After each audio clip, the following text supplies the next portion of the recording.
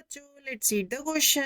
The second and fifth term of a GP are -1/2 and 1/16 respectively. Find the sum of GP up to 8th term. So first of all, we have to write the key concept for this question. So key concept for this question is in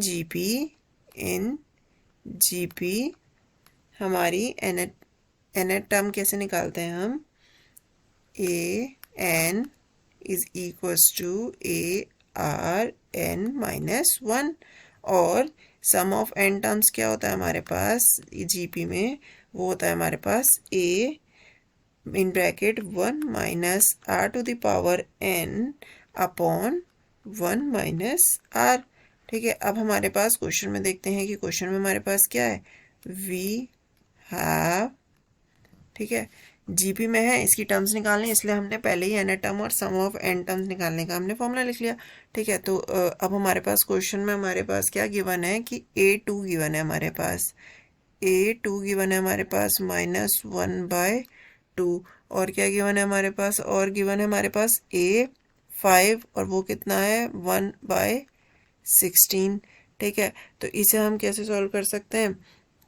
अब हमारे पास a2 कैसे, a2 को और कैसे निकाल सकते हैं? A N वाले फॉर्मूले से अगर हम देखें तो a2 हमारा क्या हो सकता है, ए आर एन की जगह अगर हम 2 रखेंगे 2 माइनस 1 इज इक्वल्स टू -1/2, ये हो जाएगा।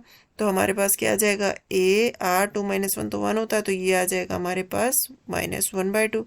सेम चीज़ अगर हम इसके लिए करेंगे तो ये क्या आ जाएगा, a r 5 minus 1 is equals to 1/16। तो ये हमारे पास कितना आ जाएगा, AR4 इज इक्वल्स टू 1/16। इसे हम मान लेते हैं 1 और इसे मान लेते हैं हम 2। अब अगर 2 को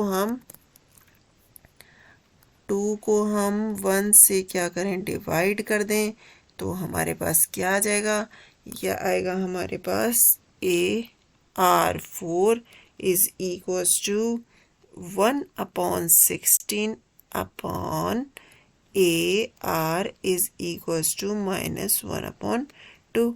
तो ये हमारा जो A है वो तो A से कैंसिल हो जाएगा, R भी की भी एक पावर कैंसिल हो जाएगी और इसे हम क्या लिख सकते हैं, R³ इज इक्वल्स टू, इसे हम लिख सकते हैं, ये हमारा हो जाएगा -2/16, तो ये आ जाएगा -1/8। ठीक है, और -1/8 को हम क्या लिख सकते हैं, -1/2 और इसका क्यूब लिख सकते हैं। तो ये r हमारा किसके इक्वल आ जाएगा, -1/2 से। ठीक है, तो बाय 1 इक्वेशन 1 की अगर हम बात करें तो AR भी हमारे पास कितना था, -1/2। ठीक है, तो और हमारे पास यहाँ हम R की वैल्यू पुट कर देंगे तो हमें A की वैल्यू मिल जाएगी। R भी हमारे पास कितना आ रहा है, -1/2 आया, इक्वल्स टू -1/2। ठीक है, तो इससे हमारे पास क्या हो जाएगा, A की वैल्यू क्या आ जाएगी, A आ जाएगा हमारे पास 1, A की वैल्यू क्या आ जाएगी, 1 आ जाएगी। ठीक है, और R की वैल्यू क्या है हमारे पास, -1/2, तो इसे हम पुट कर देंगे SN के फॉर्मूले में। ठीक है, तो SN का फॉर्मूला क्या था हमारे पास, ताकि हमें सम ऑफ 8 टर्म मिल जाए, तो ये हमारे पास है SN is equals to A in bracket 1 minus R to the power N upon 1 minus R। ठीक है, यहाँ पुट करेंगे तो क्या आ जाएगा हमारे पास, हमें निकालना सम ऑफ 8 टर्म, तो n की जगह आ जाएगा 8, a की वैल्यू क्या है हमारे पास 1 और यहाँ आ जाएगा 1 माइनस, और इसकी जगह क्या आएगा हमारे पास, r की जगह आएगा हमारे पास 1 माइनस 1/2। ठीक है, तो ये क्या हो जाएगा, -1/2 और n की जगह क्या है हमारे पास 8 है, तो ये 8 हो जाएगा। ठीक है, तो यहाँ आ जाएगा हमारे पास डिनोमिनेटर में 1 माइनस और r की वैल्यू -1/2 ये आ जाएगी। ठीक है, तो इसे हम सॉल्व करेंगे तो क्या आएगा, 1 की तो मल्टीप्लाई करके वो सेम ही रहेगा, तो इसलिए हम उसको नेगलेक्ट कर देंगे। ठीक है, तो ये आ जाएगा 1 माइनस, अब माइनस जो ये -1/2 के साथ है, ठीक है, वो 8 पावर है तो मतलब 2 के मल्टीपल पे पावर है, तो जो इसका 8 टाइम हम इसकी मल्टीप्लाई करेंगे तो वो पावर माइनस तो कैंसिल हो जाएगा, माइनस प्लस में कन्वर्ट हो जाएगा, पर एक जो ये माइनस बाहर है वो तो माइनस रहेगा ही रहेगा।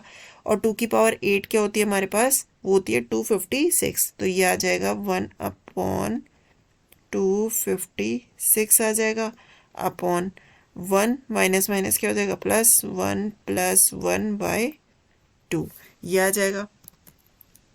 तो अब हमारे पास क्या हो जाएगा, ये क्या आएगा हमारे पास, अगर हम एलसीएम लेंगे 256, तो यहाँ आ जाएगा हमारे पास 256 - 1 अपॉन ये हमारे पास कितना हो जाएगा 3/2, ये 3/2 हो जाएगा एलसीएम लेके।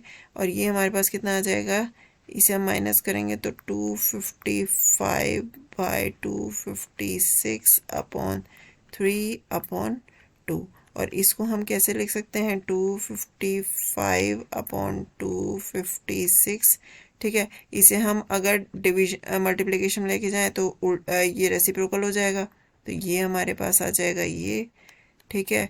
तो जब हम इसे सॉल्व करेंगे तो ये हमारे पास क्या आएगा, ये 3 से कैंसिल हो जाएगा, 3 से जब कैंसिल होगा तो ये हमारे पास देगा 85, 3 से क्या कैंसिल होगा 255, और 2 से कैंसिल होगा 256, तो ये हमें देगा 128।